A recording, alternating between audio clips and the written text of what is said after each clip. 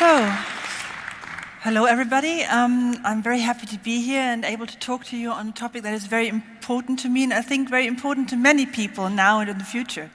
So the topic today is psychedelic medicine, hacking psychiatry.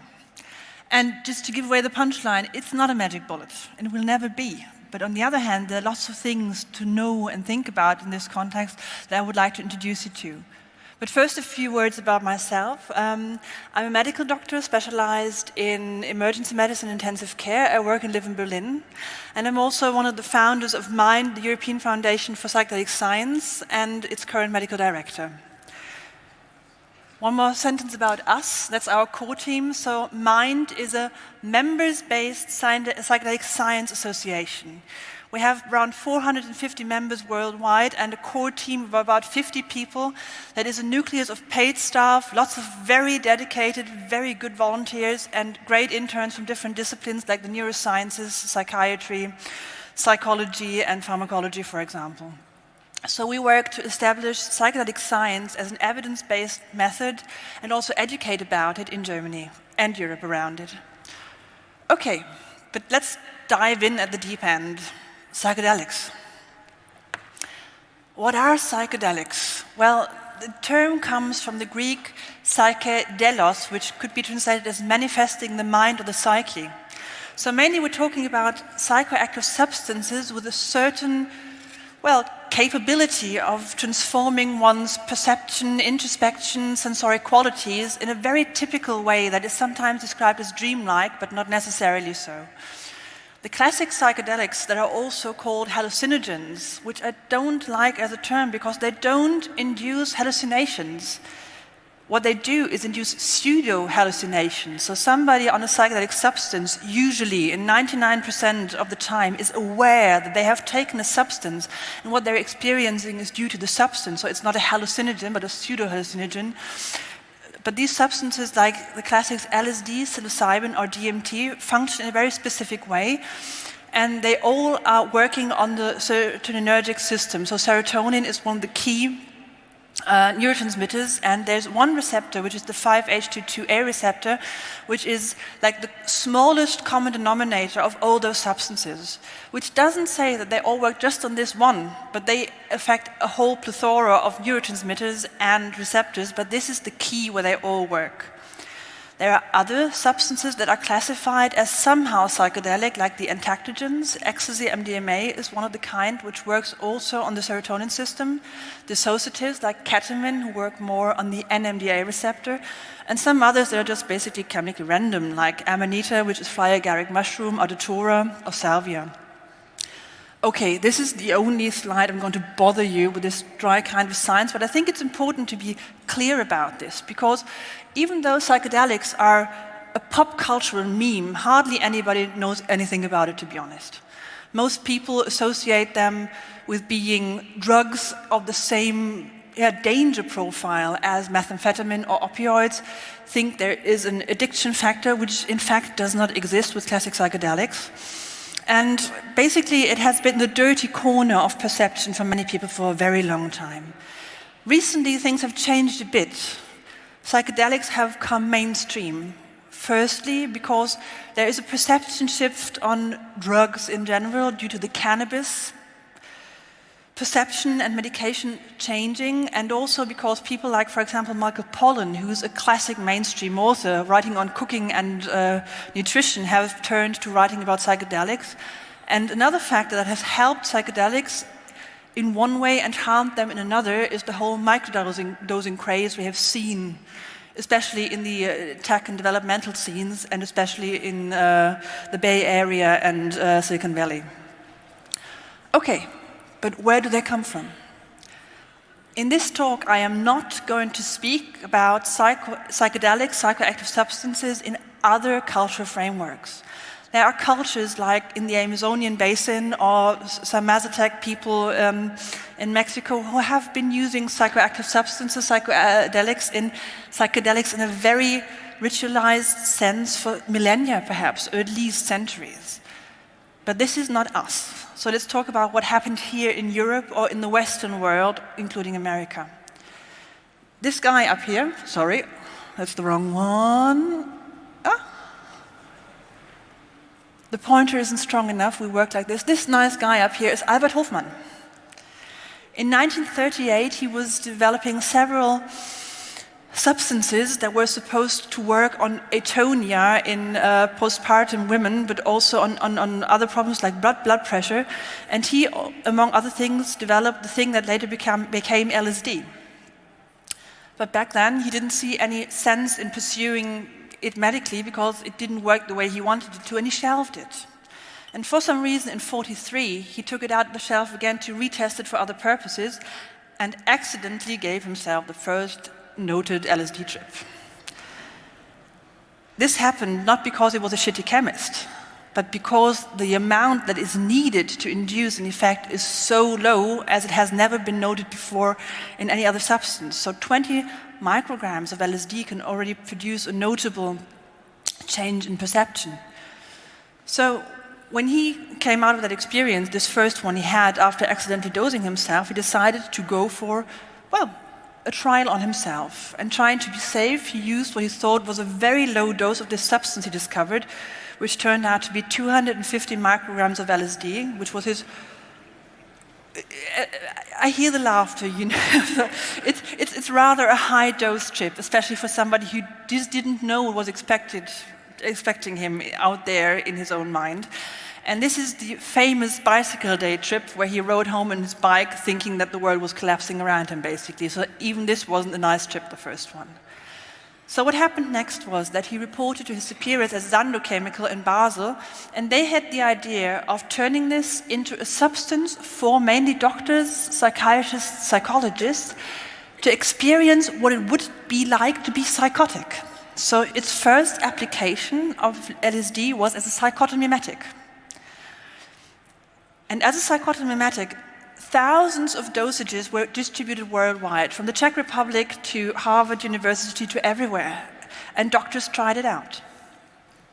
What happened then was that a small group of young, ambitious psychologists around Timothy Leary tried it out too, and thought this is not just something for doctors, this is not just a psychotomimetic, and brought it out basically into, the real world, and people were experimenting with LSD quite a bit in the 60s, before it was forbidden in '71, not because it turned out to be so dangerous. There were not so many accidents, not so many people had dire side effects, but because the political will to cope with this substance and its implications wasn't existent in the Nixon era. So, 71, underground it goes, into subculture. But the genie was out of the bottle. And it was not going to go back in. And psychedelics, not only LSD, but also psilocybin, later on MDMA, and these days more than 500 new psychoactive substances that have been brought up on the black market are around us. And people use them. It's a societal reality that our juridical system doesn't keep up with, to be fair. So it's been in many subcultural settings, from people just going dancing and having a good time, to self-exploration, to pseudo-shamanic or shamanic settings. And I think most people will at least know somebody who has experienced psychedelics at least once. And then something else changed. A few years ago, let's say 10 years ago, psychedelics started coming back. There had been research, for example, at the University of Zurich around psychedelics before that already. There had been trials before, but the big comeback of substances like psilocybin, LSD, and MDMA as tools to augment psychotherapy was within the last 10 or 15 years. So these people up here are some of the people worldwide working with these substances, trying to develop them into medications. So not over the counter, but prescription medications to be applied within the setting of psychotherapy. So the idea is never that somebody can walk into a pharmacy saying, oh, I'm depressed, I want to buy psilocybin to treat myself, but to have a structured therapeutical session in which the effects can be contained and the benefits enhanced. So the ones that are most promising these days are psilocybin for depression, which is already heading for the third and final stage of improvement as a medication, within the USA and consecutively, hopefully, in Europe. And MDMA is used, what people want to find if they buy ecstasy, not that they always get it, but MDMA is the substance they're trying to get for post-traumatic stress disorder. In the US, even the Veterans Association has jumped on the bandwagon and has sponsored this research, which is interesting at least. But isn't that harmful? Aren't these substances very dangerous? Well,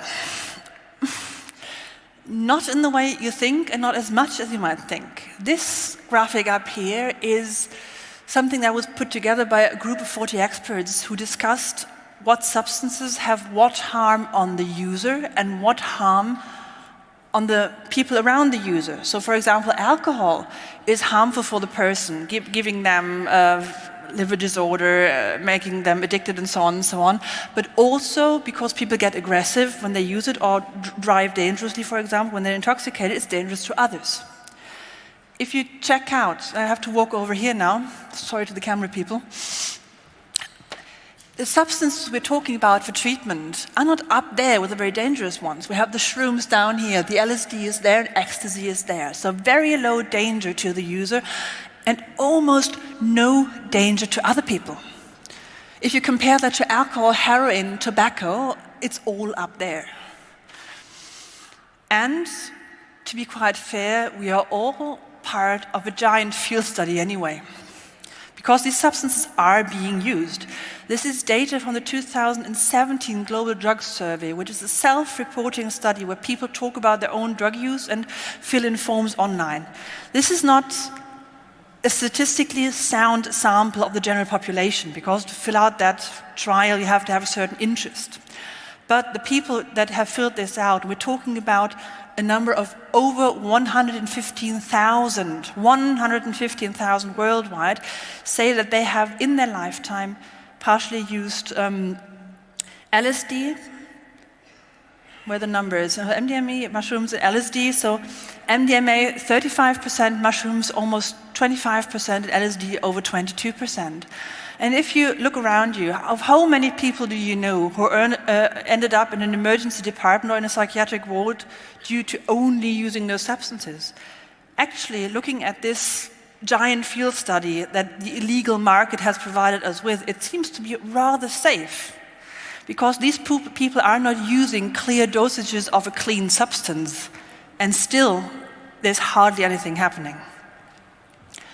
Okay, but what about microdosing? Well, we don't know much about microdosing, in fact. There are no scientifically randomized controlled studies as to yet. The first ones are just starting. There are self-reporting studies where people have filled out online forms.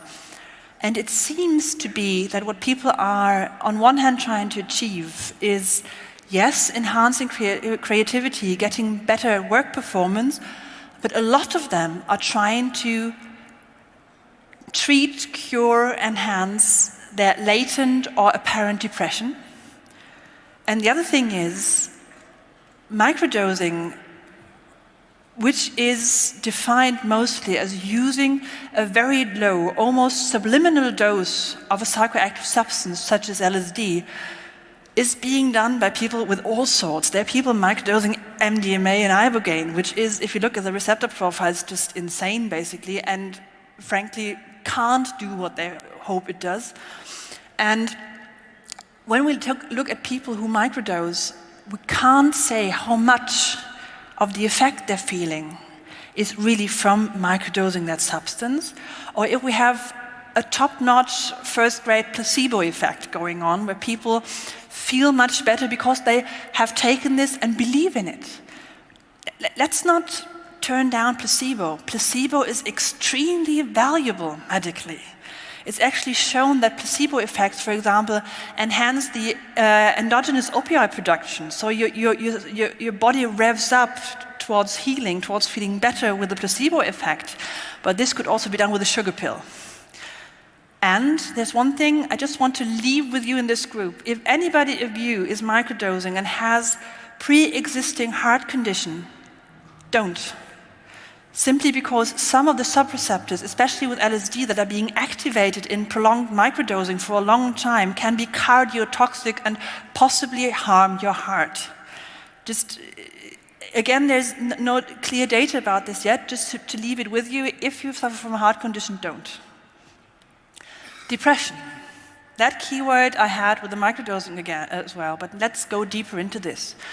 Because if we want to talk about how psychedelic medicine can really make a difference in psychiatry, depression is the first line thing to think and talk about. And why is that? Depression is a very serious psychiatric disorder. People who are severely depressed, and that's many people. Statistically in Germany, every 8th woman is likely to suffer from a severe depressive episode at one point in their life or the other. People who are depressed lose social functioning. They have very decreased life expectancy, partially through suicide, partially because they don't manage to care for themselves.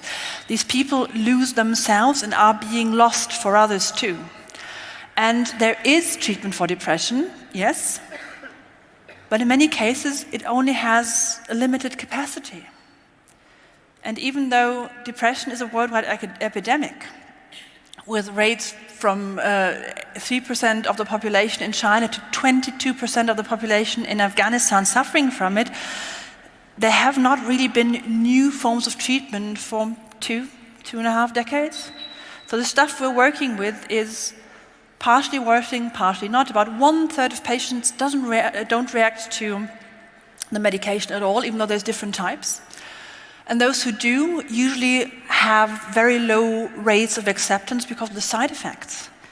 Because many people who use antidepressants, and the best combination is cognitive behavioral therapy, so what is called in German Verhaltenstherapie, cognitive behavioral therapy, in conjunction with antidepressants. That might work, but for some it doesn't. And those who take the medication don't feel well. It's not that they're back to normal, they're just less depressed, but usually they're like dimmed in on all sides, so they are still not getting happy. Their libido is decreased, their activity levels are decreased. People are suffering quite a bit from the side effects, it's really not nice. So,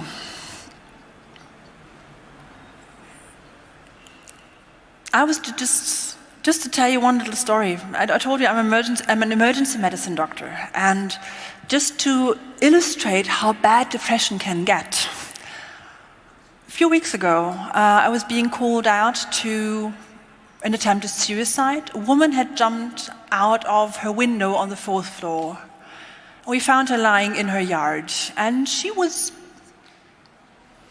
injured, badly injured, but still alive, and we stabilized her and took her to hospital. And when the nurse kind of pulled up her data in the emergency room, she went like, "Oh no, not again," because this woman had jumped out the same window just half a year before.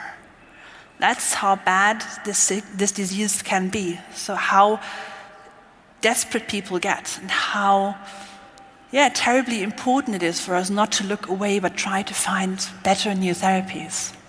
And this is, in my opinion, where psychedelic medicine, psychedelic therapy can be a real game changer. The one therapeutic application we have the best data for is psychedelics for treatment-resistant depression. There's several studies going on in the UK, in the States, in Switzerland, but also in the Czech Republic, and so on and so on. And what they seem to be finding is that even though they're still working with small samples, because you have to fan out, if you try to bring out a medication like that, you have to show first that it's safe with healthy people, and then you start with a small sample of sick people, and then you enlarge it from there. And they're now in this enlarging process. That treating depression with psilocybin especially does not only decrease depression in those patients, but also does one great thing: it decreases anxiety. And we're not only talking about state anxiety, so how anxious people are in this very moment in living their lives, but that trait anxiety, so how anxious people are as a part of their personality, which is a good thing to gauge how likely people are to relapse back into depression. People that are very anxious, very insecure about life are far more likely to relapse. Okay, so you see, there's a lot happening worldwide studying this. But this is Germany on that, a scientific desert. We're in the largest country, also the scientifically perhaps most important country when it comes to medical research in Europe. There's zilch happening.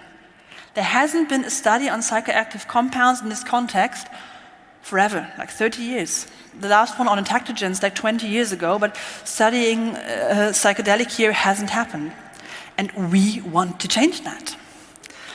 Let's.